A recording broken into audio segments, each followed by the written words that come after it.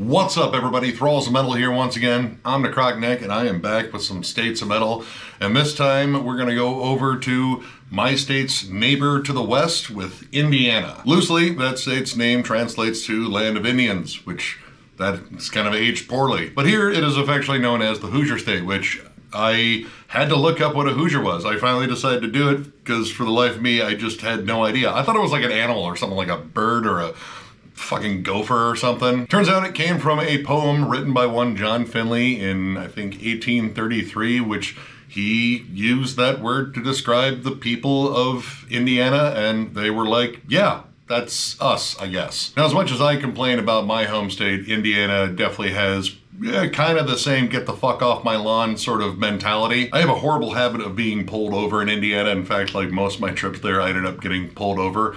I managed to talk my way out of those tickets though, but yeah, it's kind of got this whole vibe of being a no fun state. Even their state's motto, the crossroads of America, I don't know, to me it kind of just feels like they're saying, listen, pick a direction and get the fuck out. And Mike Pence doesn't seem like the most welcoming individual. The dude still weirds me out with the whole calling his wife mother thing. To me, that's just some weird Freudian shit that I don't really need to dive that much deeper into. But I will say that that couple puts off the energy of a couple that might have sex on either one's birthday, and that's just about it. Through a hole in the sheet and no eye contact too, I probably should throw that in. This state is also the home of the Indy 500. If you're into NASCAR, it also produces over 20% of the popcorn in the US, which I thought was kind of interesting. And it is the covered bridge capital of, I think, the world. There is a town called Santa Claus, and I believe that, you know, a lot of letters to Santa Claus get redirected there in Indiana, which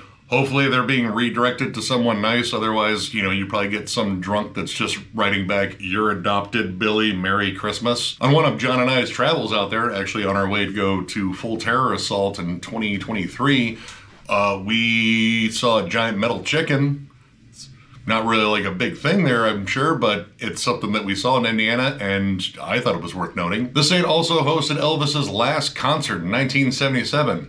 And then he died 3 months later. Don't worry, the state was cleared of any wrongdoing. Of course, this is also the home of Michael Jackson and the Jackson 5 from Gary, Indiana, which that city is still rotting along the coast of Lake Michigan, I believe. I've been through it once on a train, and even from a train, it kind of looked like Silent Hill, and I think that's probably going to be my only trip to Gary, Indiana. And the state is also home of a fellow YouTuber and friend of ours, Metal Viking 82. I just want to throw out that little plug there because in terms of like metal going on in Indiana, he probably knows more than me. And of course, because I have to look up this stuff because it's always fascinating, there's some weird laws. Now, I believe this might be a statewide law, but I believe in Indiana, the county coroner can actually fire the county sheriff. I just think that's kind of a weird checks and balances. Like you'd figure that would come down to like a judge or a city council member. Like, nah, we give it to the guy that just hangs around dead people all the time. Here's a weird one, and again, kind of goes with the whole no fun state.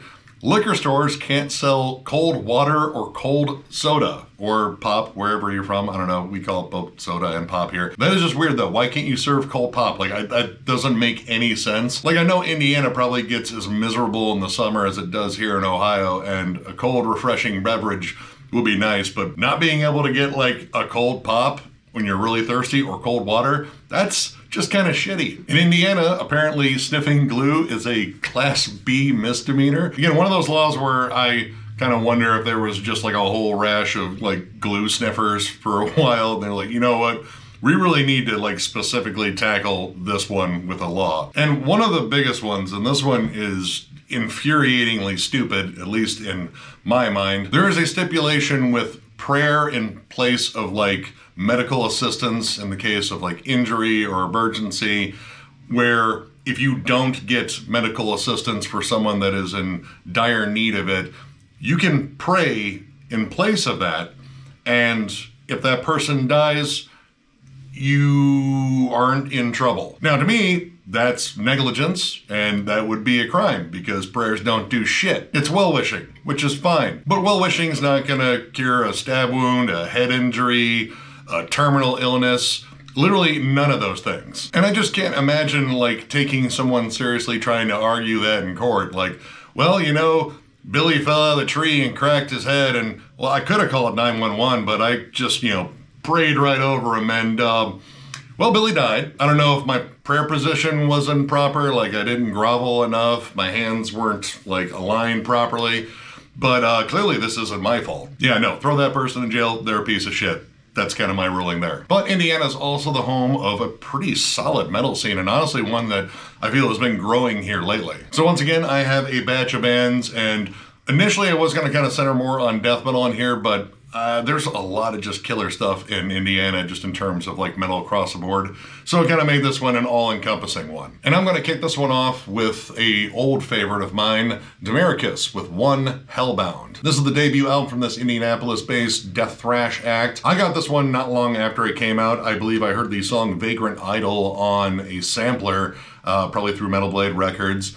And I dug this album. Like, it's got fierce Slayer energy. It's got fast, nasty songs. There's a little bit of mellow death kind of whipped up in there, but the whole thing is just riff driven, angry, and vicious. And this band has an interesting connection with the channel, namely through Jammin' John. Granted, we know all these guys, but John has known them longer because they played a show here in Toledo with Byzantine years ago. And they ended up going back to like John and Ren's place and ended up partying up. And he ended up reconnecting with these guys through the channel because they ended up reforming, which sadly they broke up again. And they've become buddies of the channel. In fact, we've had their guitarist Scott on. We've had the entire band on at one point too. And their drummer Dustin actually runs the Black Circle in Indianapolis, which is an absolutely killer venue. But back to the album. This is just an absolutely vicious from start to finish listen. Again, stays fast-paced.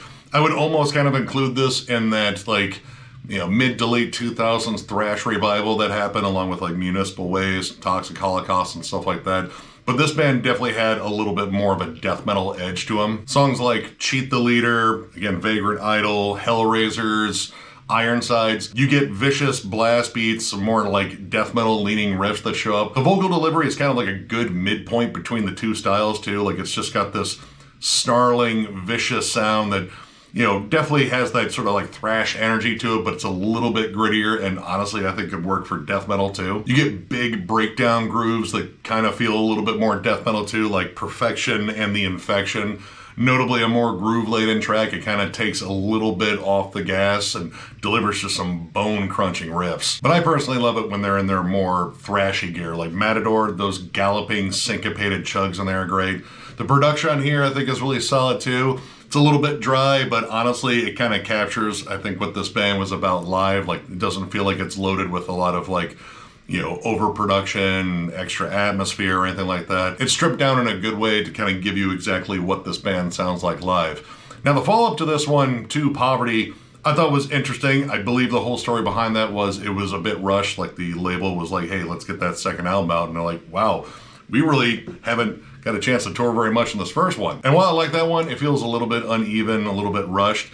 Their third album, their comeback album, was possibly their heaviest work. Like, honestly, it leaned heavier on death metal, a little bit more atmosphere to it. But sadly, the band ended up breaking up. We did get to see them do a full-on reunion show at the first Heavy Hell we ever attended, and they absolutely crushed. Now, while this band is defunct, the members all have like their side projects. In fact, I'll probably be going over a couple in here. At least one, for damn sure. But yeah, if you like vicious death thrash and you're a big Slayer fan especially, strongly recommend checking this one out. The other two are solid too. I prefer the third one over the second one, but this is where I started, so I figured I'd bring up this one. But yeah, check them out.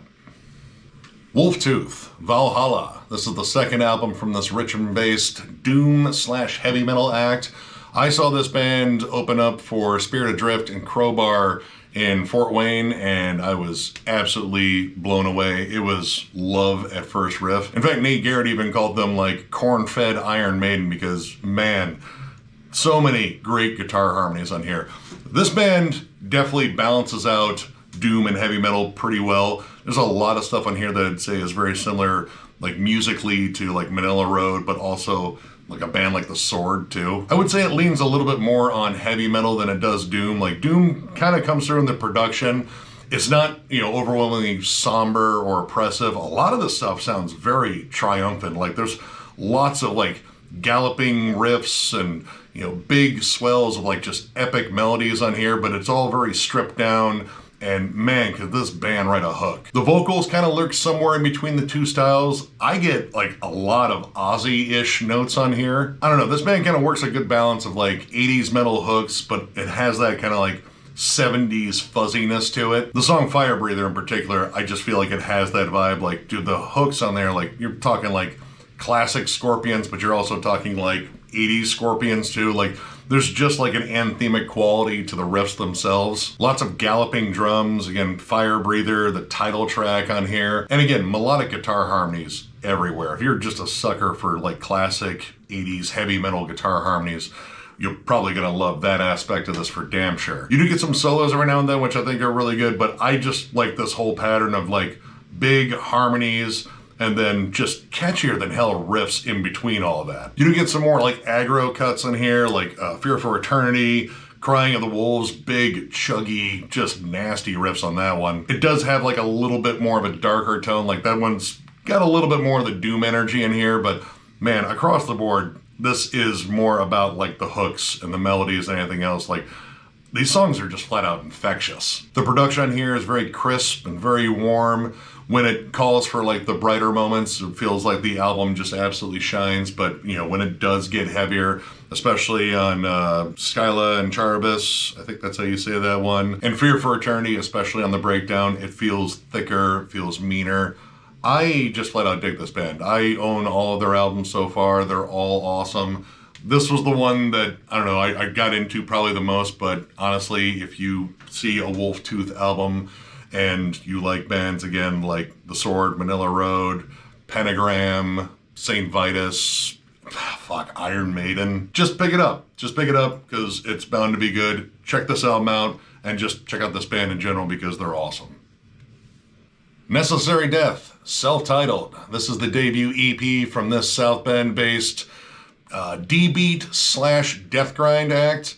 We ran into these dudes at Full Terror Assaults. They were one of the earliest bands on, I think, on like the first day, and they absolutely crushed. And they were super cool dudes. We actually have run into them at Maryland Death Fest. They played here in Toledo once, and I'll just say it right now, this band is even better live than they are in this EP. They absolutely floor me with their energy. The songs are short, vicious, biting, and literally they mix up kind of everything in terms of like grindcore, D-beat, a lot of crust elements, and of course big death metal sections. In fact, their frontman has a flat out more like death metal delivery, like low gurgly vocals, but man, the guitars in here are thick, they're crispy, they almost border on that HM2 sizzle that I love so much. It's pretty much like a healthy combination of, you know, rotten sound, nails, disrupt, and terrorizer. Just kind of whirl all those bands together and you will have this short 10-minute EP. Now, these guys were kind enough to just flat out give me this album at the show. Like, they weren't even really selling them. I ended up throwing them $5 at least for like the gas money. I was like, listen, I don't want to just flat out take something from it. You gave me at least 10 minutes worth of grind here. That's worth $5 to me. This might be short, but it is absolutely packed with just absolutely killer stuff. I love the switches between like ferocious grindcore fits to flat out like old school, like D-beat crusty moments. Nurturing Hate and Bootlicker in particular are just nasty, crusty, and violent as hell, but I love the more grindcore oriented stuff, especially The Face of Privilege and the opening track Depleted Future.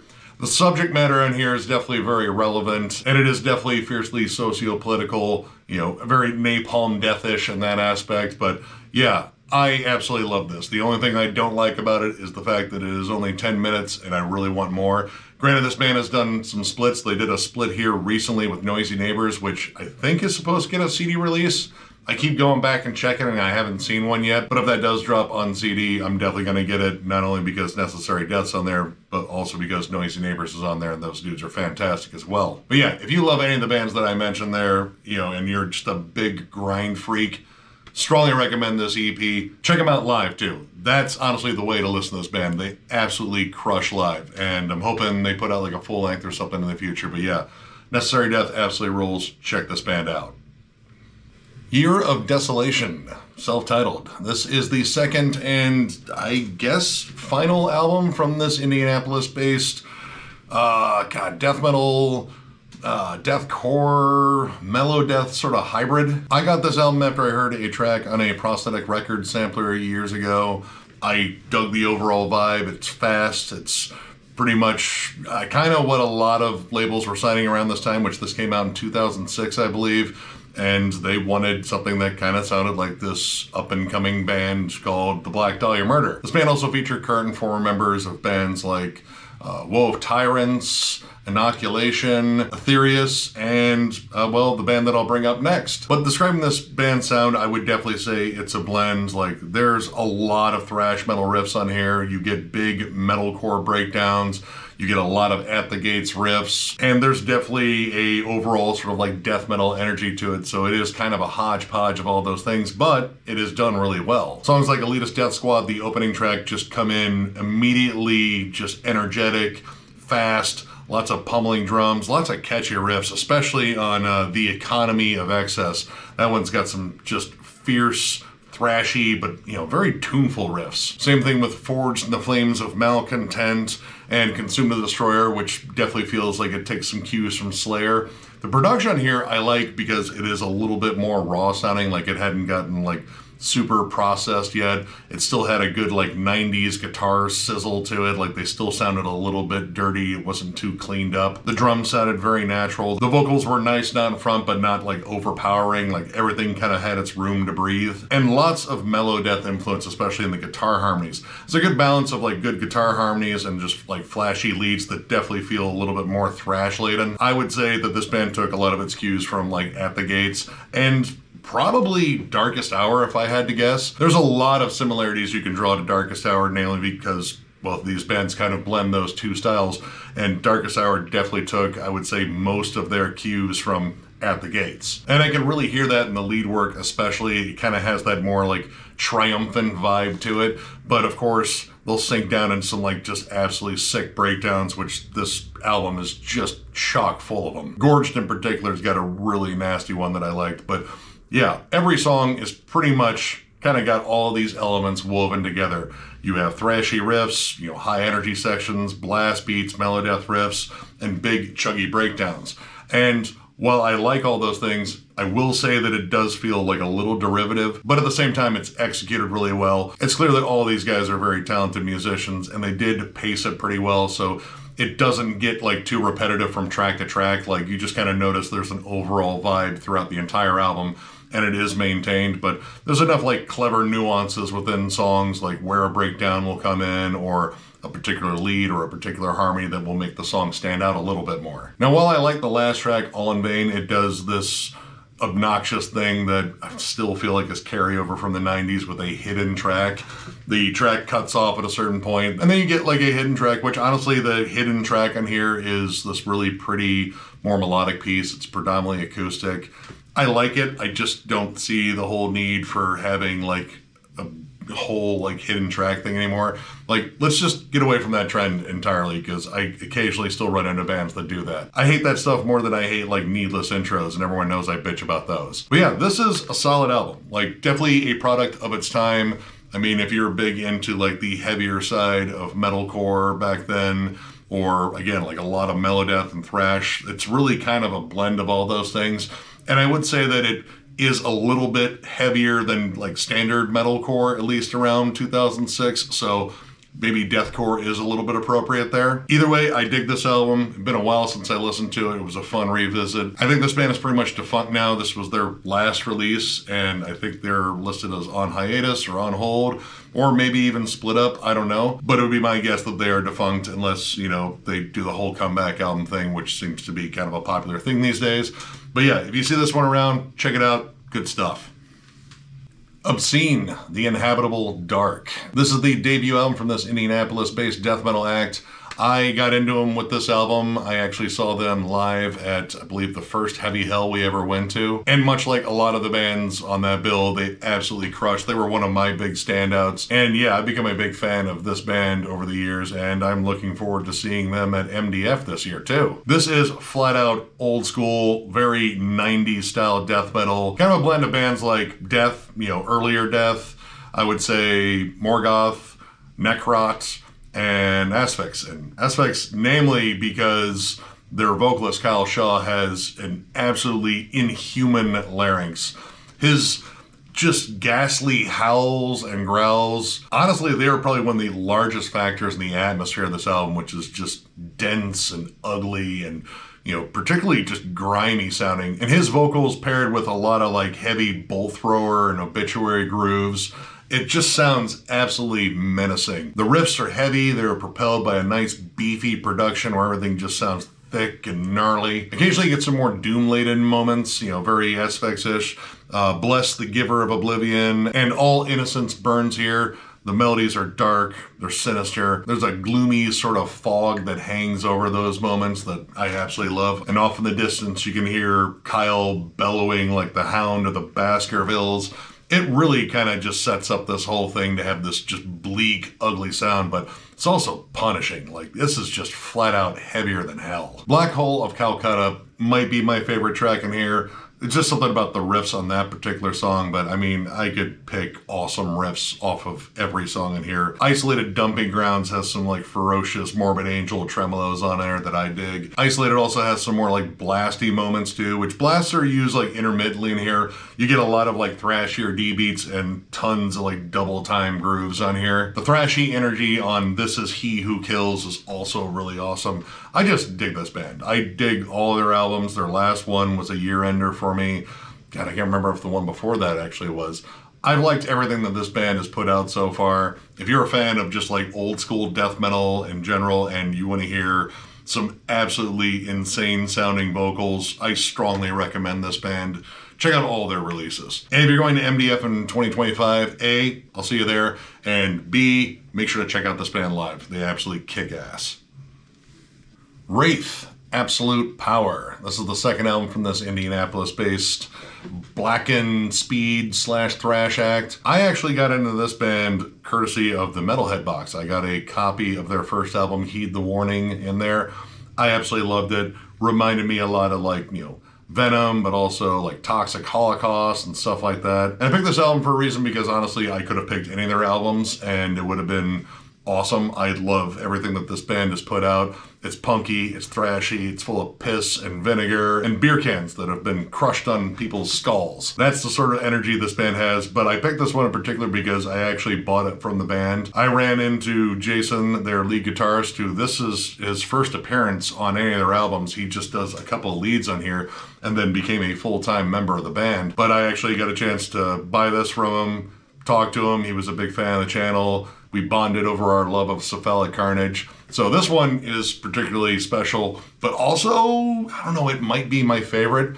This just does everything that this band does so perfectly. And this is also a special edition that includes their quarantine sessions during the whole pandemic. They wrote a little 4-track EP, and of course, much like everything else that this band has put out, it whooped ass. This album is based on riffs and fun, lots of DB-driven songs, snarled blackened vocals, riffs that alternate between like punky downpicking to thrashy machine gun riffs to like flat-out speed metal licks that have like a little bit more melody to them. This band is just ridiculous amounts of fun. You do get some groovier numbers like Meaningless Planet, the title track, and off of the Quarantine EP, the song Diagnosis. That main riff is so damn good, like instantly infectious, chuggier than hell. It just stomps its way in and then just destroys everything. You get some good chuggy thrashy breakdowns every now and then. Eyes of the Sacred Ram, again, another just flat out disgusting riff. Yeah, I love pretty much everything on here. There's even a cover of Death Comes Ripping, originally done by the Misfits. They nail it. The production, I think, is pretty much perfect for what they're going for. It's raw. It has like kind of an analog-ish sort of sound to it. This band is great. I love the shit out of them. I look forward to seeing them live anytime. They bring the riffs, they bring the fun. It's all energetic. And again, honestly, you could pick any Wraith album and I think you've made a wise decision here. But yeah, if you're looking for a good starting spot, I would say this isn't a bad one to go with. Check out Wraith. They're awesome, and go see them live because that's where they're even more awesome.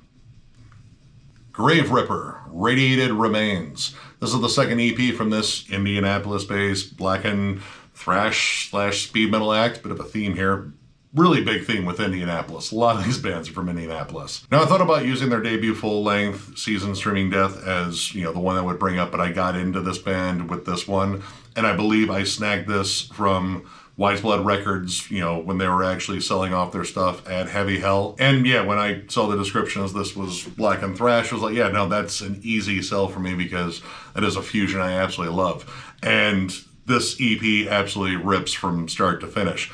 Different from Wraith, though. It's less D-beat oriented, I would say, and I would say the blackened elements really show up a little bit more. You get more cold tremolos that show up and blast beats. It's a mix of sinister and angry, whereas Wraith, I would say, is just like kind of got like that thrashy rage that kind of drives them. This feels like there's just like a touch of evil to it. Adam's Divide and Kingkiller in particular, you just feel the cold black metal sort of vibe kind of peek its way through all the thrash riffs. There's a little bit more in the way of blast beats on here too, but there's still a ton of like just hyper aggressive thrash riffs. Chernikov Light in particular, loads of machine gun riffs. It's fast paced. The production here definitely has like a more grisly sound too. It's a little bit more raw. And I kind of like the sound of this EP versus the full length. Like I just kind of like the vibe of it. The guitars sound a little bit grittier and meaner. The drums kind of cut through the mix a bit better. Vocals on here are really solid, just, flat out blackened thrash sort of delivery. And I gotta say the mix of riff work on here. Kingkiller, while it definitely has more like blackened energy to it, it's a little bit more triumphantly evil. There's some more epic qualities to it, but there's also tons of like punky, snarly sections on here. They mix it up pretty well in here, and it kind of made this EP a lot of fun to listen to, which that's kind of the thing I love about blackened thrash. Blackened thrash, I just think is a fun style altogether. You get the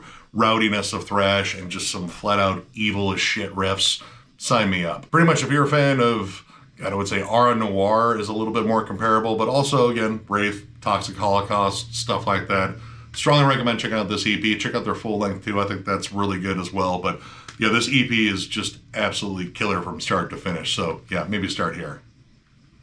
Flesher, Tales of Grotesque Demise. This is the debut album from this Indianapolis death metal act. Features Dustin, formerly of Demiricous and also Skeleton Witch, and also in another band called Ritual, which actually features Scott from Demiricous as well. Didn't have any physical for them, so I didn't bring him up, but I'm going to throw in a plug because that first EP is awesome. Anyway, he is on drums and shares vocal duties in this absolutely savage, disgusting, meat and potatoes death metal band. This band kind of walks this interesting line between old school death metal and brutal death metal. I would almost just call it like brutal death metal with groove to it. Like this is almost kind of like Mortician levels of heavy, but no drum machine. And there's a little bit more in the way of variety in terms of rhythms on here. This locks onto just like these gross double time grooves and an absolutely lethal sounding guitar. It's got that caveman ooga booga sort of like death metal charm that I really love, but there's also a lot of like just twisting dark atmospheric spots on here and builds into like more haunting melodies rather than just chugging it up. This band is primal, rotten as hell. There's a fair amount of like interesting dynamics though in terms of their sound. Like it isn't just all ooga booga chugging. Again, atmospheric moments on guitars.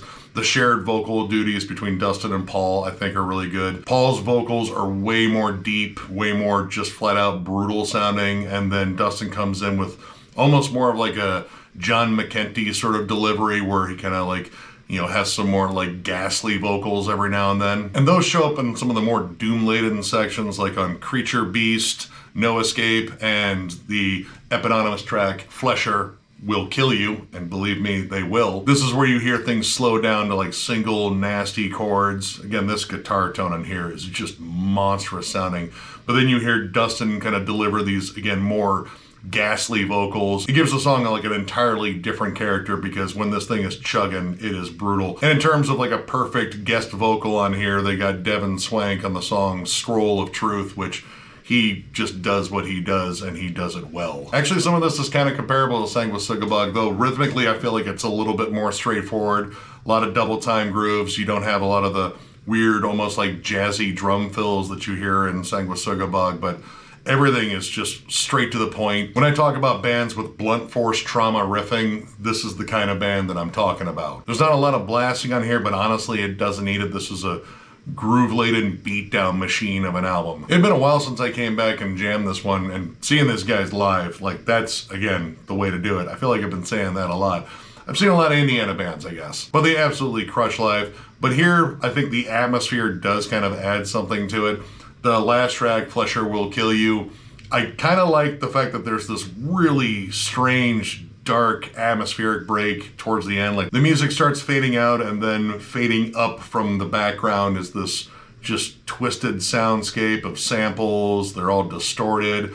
It sounds like something that you would hear like playing Silent Hill. And while I think it does go on like a little bit long, I do like the fact that the music fades back in and gets right back to that breakdown groove, and it just closes on, again, the heaviest possible note, which, I mean, I feel like every song on here has the heaviest possible notes at all times. Whether it's the Gates with its like Morbid Angel tremolos, or In Suffering, which just has this absolutely sick triplet chug groove, doesn't matter. You're getting heavy on every single track on here. If you're a big fan, again, of Mortician, Sanguisugabog, God, I would even say like Dying Fetus at points too, or even a band like Dissected, they're also from Ohio, very similar style. Check this album out. It's an absolute beatdown. Maybe one of the heaviest albums on this entire list. I think it's definitely in contention. I don't know. Check it out. You'll find out for yourself. The Gates of Slumber, The Wretch. This is the 5th album from this Indianapolis-based doom metal act. I became a fan of this band with their album, The Conqueror. I think I just saw the album cover on that one. I was like, man, that's some like fierce Conan energy going on there. I gotta check it out. Anyway, I ended up getting like all their stuff after hearing that album. And this ended up being their last full length for a while. They ended up breaking up not too long after this album. In 2013, then reformed in 2019, and I actually went over their most recent album, which was self-titled and honestly really solid. It kind of just picked up where they left off. And while it's kind of hard for me to say what my favorite album by this band is because they are grossly consistent, this is one that I return to probably the most out of them all. It's not that different from much of what they do, which they do a very classic style of doom metal, very much in the vein of bands like Trouble, Pentagram, definitely a lot of Saint Vitus on here. The riffs are lumbering, they're slow, but they're very melodic. The guitar tone is heavier than hell. Clean vocals that sound harrowing and forlorn, and just a flat out awesome rhythm section which just locks onto these just awesome grooves. The opening track, Bastards Born, I think kicks off this thing in grand, bleak fashion. I love the almost trembling guitars on there. There's a weird effect on the guitars that kind of makes them sound like they're shuddering a little bit. It just makes the sound a little bit more creepy and cold. Every song in here sounds like a tale that ends in misery, and it absolutely works. A lot of this is very slow and brooding and melancholic. Great harmonies, lots of like isolated leads too. Like, this is a 3-piece band, but they don't necessarily always like double track the guitars. So when a lead comes in, you get to hear the rhythm section kind of do their thing while just one guitar goes off. In my opinion, you don't hear that enough in a lot of like 3-piece bands. I love that stuff. But the slow, menacing, brooding songs in here, like Castle of the Devil, God, that one's probably one of my favorites on here.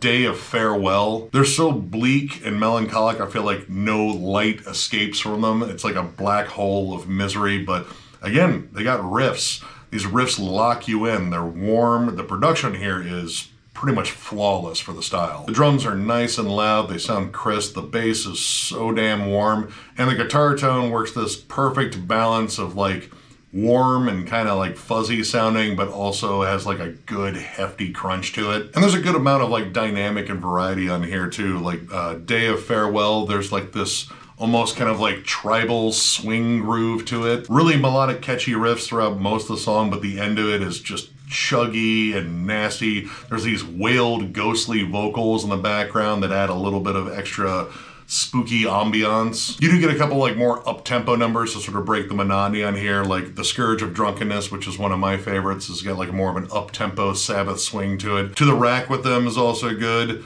Coven of Cain, that one's got some like classic heavy metal gallops to it. But Castle of the Devil is probably my biggest standout on there. There's some cool backwards guitar stuff in there, and I love the dynamics. While it's, you know, very slow and brooding at first, you kind of get in this like almost clutch-like boogie around the bridge. And the last track, Iron Fire, as a giant 12-minute closer is awesome. I love how that song builds, and it delivers one of the most crushing breakdowns on the entire album. Like when that riff hits, the whole fucking earth shakes. It's that heavy. This is a fantastic album by a fantastic band, and it's kind of one of those bands where I'd say you could just pretty much pick any other albums and you're going to get some quality doom metal. So yeah, I would say this is like a good place to start. If you're a big fan of Trouble, St. Vitus, Pentagram, maybe like a little bit of like Solitude Aeternus too, check this album out. Check out this band in general. Check out their new album. It's also awesome. This is just absolutely quality doom, and yeah, looking forward to hearing more from him in the future. Mother of Graves, the Periapt of Absence. This is the second album from this Indianapolis-based melodic death doom act. I feel like we just talked about this band not too long ago, because we did. Not only in the review, but also my year-end list. This was one of my favorites from 2024. I've been into this band since their first EP, In Somber Dreams. I also was a big fan of their first full-length, Where the Shadows Adorn. I believe Metal Viking 82 actually introduced me to this band and said, hey, you still like, peaceful death doom stuff like Paradise Lost and My Dying Bride and early Anathema and stuff like that. And it's like, well, yeah. And I ended up getting their first EP. It was like, oh my God, this is one hell of an impressive throwback. But as this band continues to evolve and refine their sound, it becomes more than just a throwback. Like, I could still 100% compare this to all of that amazing peaceful death doom, but I think this is their finest piece of work yet in terms of songwriting dynamics, melodies. This is so melancholic, but it's also beautiful as hell and heavier than shit. The songwriting on here is, I would say, their best to date. You get the melancholic guitar harmonies. There's some shifts to like almost like goth rock elements too. You get some heavier, more brutal sections like Shatter the Visage, which comes in fast, almost kind of like, at the gates-ish, and then slows down to that absolutely dreary, like Paradise Lost sort of pace. The production is lush. The keyboards and synths in here are beautiful. And the thing that I think they improved the most on, which they were already pretty damn good at, were the transitions and building tension. A Scarlet Threnody, that could be my favorite track on here. I don't know, I love Apparition too. A Scarlet Threnody though, I love the build on that. It's more clean and somber to begin with. Lush synths. It feels just absolutely bleak and somber, and I love how it builds into the very heavy end. The vocals on here are fantastic. This guy has such a powerful roar. And it communicates more than just aggression on here. Like, again, you get that sense of longing and desperation in the vocals too. And that is flat out matched by the riff work. And this band includes the very My Dying Bride touch of including a violinist occasionally on here to add even more misery, because that's the only thing a violinist will really contribute on a death doom album. It's already sad. Let's just make it sadder. This album balances out just beauty and raw heaviness so damn well. And in terms of pacing, there's a lot of cool twists and turns, like, again, up-tempo moments, more brutal moments. As the Earth Fell Silent is damn heavy, like a little bit more aggressive too. And again, Apparition, gotta be hard picking a favorite on here, but Apparition's way up there for me. A little bit more up-tempo in some spots, but every song, you're just guaranteed amazing hooks. And the production on here is absolutely fantastic. I mean, the mix itself was beautiful, but this was also mastered by Dan Swano, and pretty much if I see Dan Swano's name in terms of production listed in any facet, like whether or not he was like standing in the studio, I'm like, well, it's gonna sound good just because of his presence. And it did. This sounds amazing. This is my favorite album by this band so far. Still very early in their career, but man, you guys have already made quite a high watermark so early on. If you're a big fan, again, of peaceful death doom specifically, My Dying Bride, Paradise Lost, early Anathema, even early Catatonia too. Check this album out. Absolutely amazing album, one of my favorites from last year, and I'm looking forward to seeing these guys at some point, and again, for more stuff in the future. So yeah, check them out. Coffin Worm, When All Became None. This is the debut album from this, you guessed it, Indianapolis-based band. This is blackened sludge / doom metal. They only put out 2 albums before breaking up in 2016. I had the second album. I thought that one was good, but this is the one that actually grabbed me. And forgive me, because I didn't realize this didn't have the tracks on the back. They just put a bunch of squiggles, which is not convenient. But I don't really need track names to describe to you how absolutely horrifying and dark and caustic and scathing this album is. This band, I would say, is on par with bands like Thou, Dragged into Sunlight, and Trap them if you slowed them down like drastically. The riffs are menacing, tons of scathing feedback, the vocals are shrieked and howled and growled, and this moves at a decidedly very slow, monotonous, and ugly pace. You do get like a few more up-tempo moments scattered about the album, but for the most part this is moving very slow. The vocals in here are just absolutely scathing. Like, they sound like they are shrieking and growling to the point blood is spraying from their mouths as they're doing it. The production is dense. I would call it pretty much impenetrable. Like, nothing gets past this wall of guitars and drums and snarling bass. It's like Primitive Man, but there's definitely more riffs on here. Or if anyone's familiar with this band, The Abominable Iron Sloth, which if you're familiar with that band, that's awesome. If not, hopefully that name really sticks because those dudes are pretty damn awesome too. Lots of heavy grooves, but also lots of like tempo swings. Like, you could be getting into this slow atmospheric section and then it might break into like more like crust-laden D beats. There are a lot of interesting samples and soundscapes on here to add another layer of unnerving, unsettling atmosphere to the album, which it kind of accomplishes a lot with just, you know, the basic stuff with guitars, vocals, bass, and drums. You can do plenty with just lurching guitars and feedback and, again, a little bit of vocal manipulation. The mix, again, it's just darker than hell, and how they move around things in the mix. Like, sometimes the vocals are more up front, sometimes they're a little bit more like death metal growls. Most of the time it's a lot of agonized shrieking, like they recorded all the vocals where they had to like walk across Legos blindly. When it stays slow, that's generally when I'm really into it. Especially when they kind of like, you know, walk back like some of the guitars and some of the distortion and kind of open up a section a bit. And it's not necessarily to kind of like ease you back into the album, like, oh, that was a lot, I needed a breather. It's to pretty much prepare you for the next welling of just sonic torment that's coming. There's really no reprieve in this album at all. Even the quieter moments, there's, again, this unnerving nature to the album. And again, you know something is coming, and more than likely that is going to be heavier than well, anything else you probably listened to that day, unless you've been listening to any band that's remotely comparable to this. Now again, the follow-up I thought was pretty good, but it didn't quite match the ferocity of this album. And again, this band just kind of went defunct afterwards. I think other members are scattered around in different bands in the Indianapolis area. I'm not familiar with any of the side projects that these guys are in, but when I'm in the mood for something that is akin to Dragged into Sunlight, and I'm not reaching for Dragged into Sunlight at that moment, I would go for this. This is absolutely sonically punishing. Again, I said Flesher might be the heaviest thing on here. This is the other one that I would say is in contention, but in an entirely different way. This is one of those albums that I feel like almost just kind of pushes the levels of heaviness at certain points, much like Primitive Man. If you like any of the bands that I'm comparing this band to, and you've never checked out this one, strongly recommend this one. Follow-up is also good too. Not quite as good as this, but yeah, definitely check this out.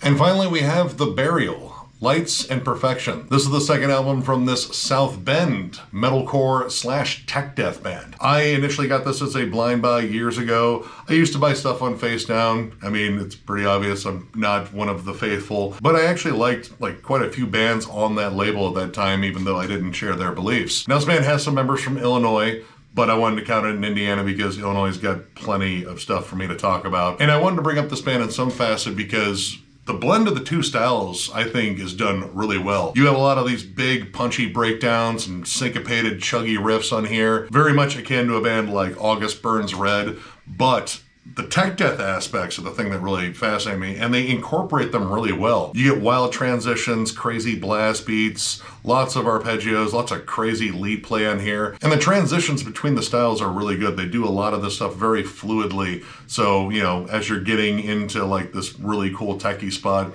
a breakdown doesn't come in as like a jarring thing. They kind of lead it in with like more gallops and harmonies, or just a really solid thought out transition to the point where there's like almost like a sort of like progressive nuance to this. Pearl's The Frailty of Matter throws in some really nice At the Gate style riffs, and again, punishing breakdowns every now and then. Seed and Sight and Sensation have some absolutely disgusting, just really solid syncopated hooks. And the guitar work in here is really solid. I mean, you know, I think all the musicianship on here is pretty good. The drum work is pretty flashy, lots of cool fills, but the guitar work in here is the thing that I really centered in on. And no matter where they're going in these songs, they have a lot of killer riffs. The lead play, really solid, really tight. The vocals stay pretty much in a more metalcore register. There's a couple of deeper growls here and there. And the production, I think, is pretty good for what they're doing. It does have a lot more compression, but you generally hear that in more tech death acts because they kind of want to like muffle out any background noise, make things sound tight,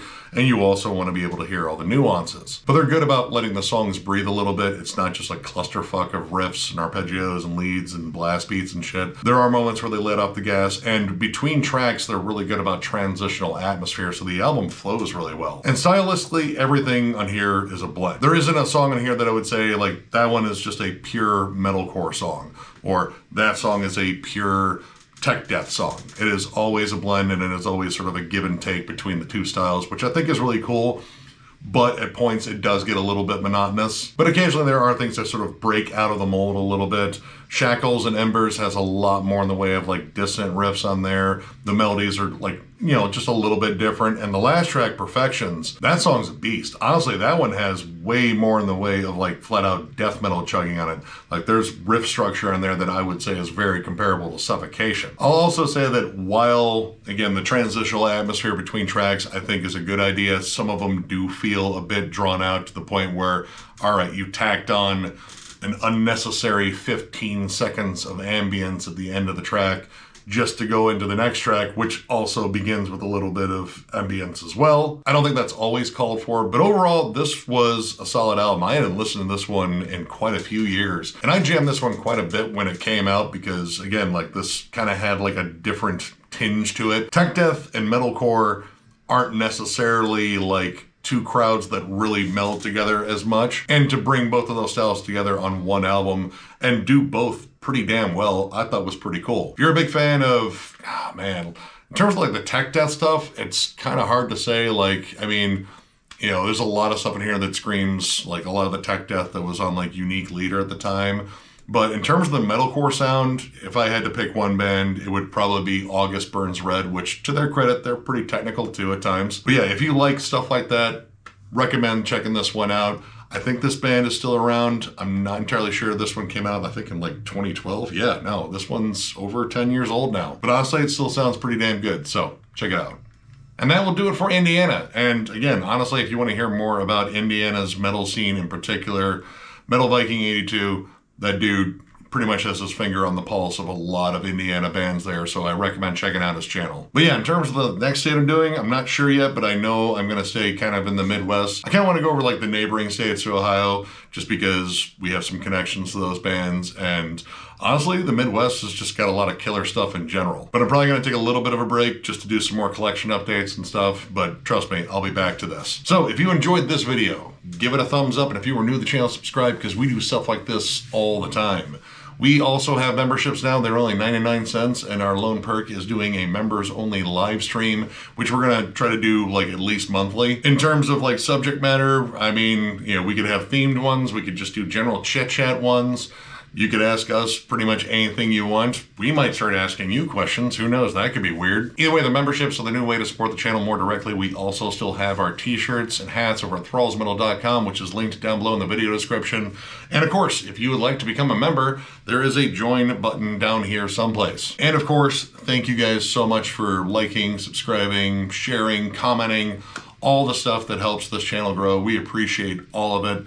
It has been an absolutely amazing run doing this for, God, over 6 years now. It's pretty crazy. Tons more content coming. Of course, reviews will pick up as the year goes on because, you know, the releases will start pouring out January and February, generally a little bit slower, but I'm sure it'll probably pick up more in March and April. There'll also be more collection updates, more States Metal, some more discussion pieces that I'm working on too, and also I'm thinking about an idea to do some like collabs with some other channels. I just got to figure out what we're going to talk about, which is kind of like the first step. Anyway, thank you guys for literally everything you do, and we will catch you later.